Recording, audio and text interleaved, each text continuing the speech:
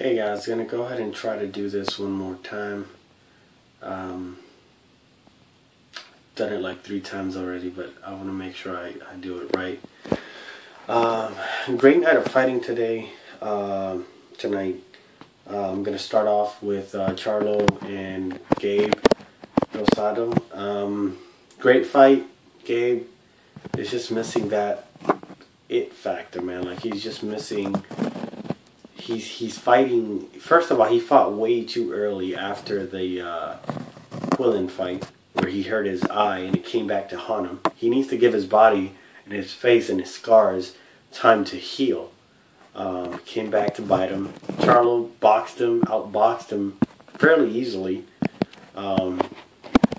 Gabe really doesn't have an excuse for losing this fight. I will say this, man. That corner of his, like his trainer, man, sucks balls, man. Like he just go attack. You gotta attack. You gotta put it together. You gotta hurt this kid. Like tell him how to. Give him good advice.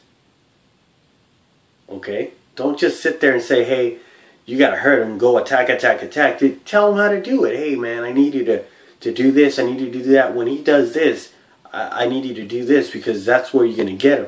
You know, do something other than just tell him to go forward and attack. Gabe was smothering his own punches by going forward. He didn't give himself enough distance to be effective. I mean, what more can you... I mean, what more is there to say? There really isn't. He had no excuse for losing this fight other than himself. I mean, really. Just keep going. I'm going to keep going. Peterson versus the other guy. I don't know his name. Peterson won. Peterson is a good fighter. I think he's just lacking that. He's a good beef fighter. I think he all the big fights that he fights, he loses because I think that he loses or draws. He's never had that like big signature win, and the one that he did have against like Amir Khan, he really didn't. I mean, in a lot of people's eyes, he didn't really win that fight. And I mean, point deductions, yeah, I could have been okay with the point deductions. I mean, Amir Khan was pushing constantly, was using kind of, you know, his elbows and you know, forearms and stuff like that. But at the same time, like after the fight, like then, you know, the whole like drug allegations against him, like the high testosterone levels. He better not get in that ring with Andy Garcia. That's what I'm gonna. That's as far as I'm gonna leave it at. Like he better not get in that ring because he's more than likely gonna get knocked out. I'm gonna move it over to Mikey Garcia. Great fight. I see a couple flaws in Mikey's game. He's very technically sound, but at the same time, like I would like to see him put a little bit better combinations together. Mainly, he only attacks with the same punches. Like he straight right, left hook. That's mainly what he uses. And if somebody that can exploit that and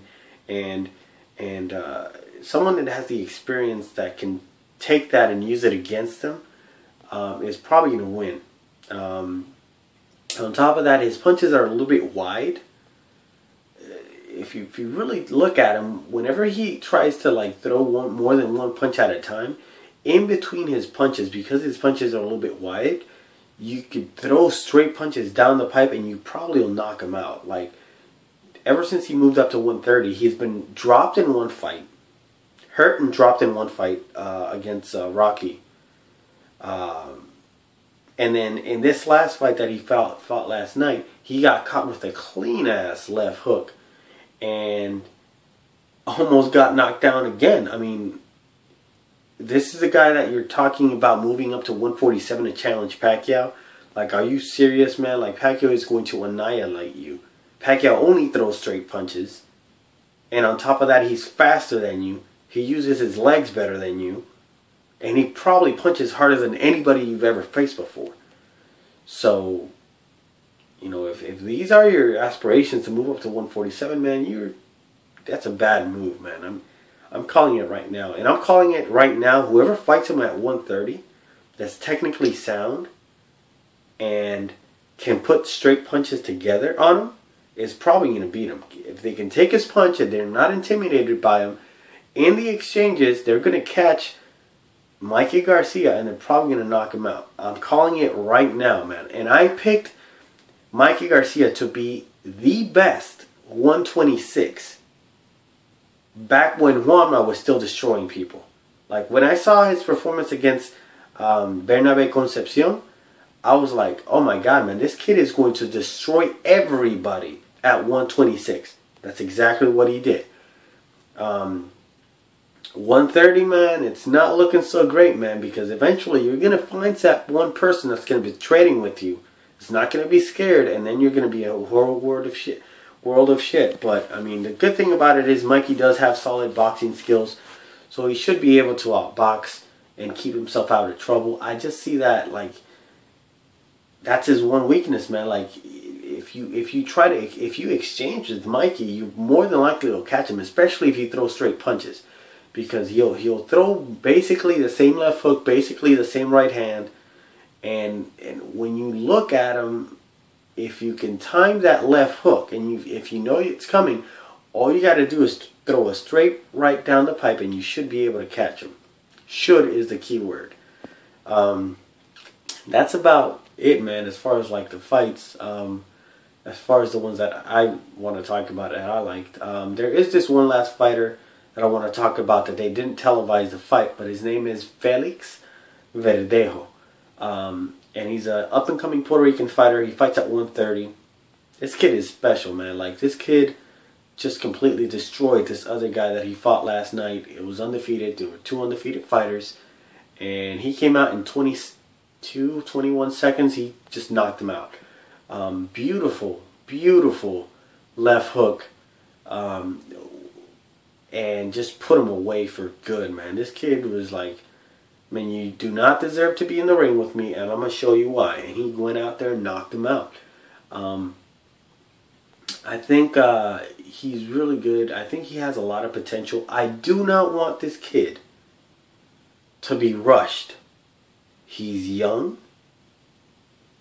He needs to gain the experience, okay? He needs to be able to be thrown in there with people that are going to test him, that are going to show him safely that, you know, he still has a lot to learn, that he still needs to improve. I like his foot speed. I like his hand speed. I like his power. I like everything this kid has. The only thing that I wish he would have a little bit more is, I wish that when he was throwing punches and exchanging, I wish that he would be a little bit more defensively minded, because I've seen him get caught with a couple punches in various different fights that kind of worry me, because they're punches that, it's one thing to see a guy get punched from a punch that he sees coming, so that you know that he saw the punch coming and then he was trying to do something to avoid it. It's another thing to see somebody just in the middle of an attack get clipped by a left hook that he never saw coming and he never acknowledged. And that's what worries me, because I've seen him get caught with a couple clean left hooks that haven't done that much harm to him. He hasn't never been like staggered or anything, to my knowledge. But I don't want to see him get caught with punches like that, because it shows that he's only thinking of attacking instead of thinking of, I need to attack and then look out for what's coming back. Because he's going to get to that point. He's going to get to that level where somebody's going to be able to take his punch, is not going to be intimidated, and then what? And he's going to be able to throw back, and then what? That's how you get people, that's how you get upsets, people. One last thing that I'm going to talk about is, well, actually, no, I'm going to save that for another video. I'm going to post another video. I'm going to post about what I like and about fighters, what I look for in a fighter, that I want to, you know, to succeed. What I look and how I judge a fighter. Yeah, see you in the next one.